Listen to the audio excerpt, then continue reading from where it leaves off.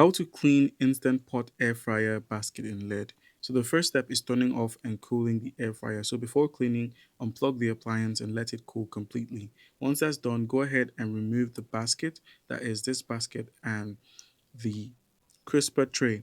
So this is what the crisper tray looks like, and this is what the basket looks like. Now the next step is washing the basket. So clean the basket using warm and soapy water. Fill your sink with warm water and dish soap. Soak the basket for 10 to 15 minutes if filled is stuck, and then wash with a soft sponge or non-abrasive brush. Avoid steel wool or abrasive scrubbers for your basket. All right, now once that's done, the next step you can take is simply cleaning the air fryer lid. So never immerse the air fryer lid in water. Wipe the outside with a damp microfiber cloth. Use a soft cloth with mild dish soap to remove the grease, and then simply clean around the heating element and fan using a soft brush or dry cloth. Dry the lid completely first.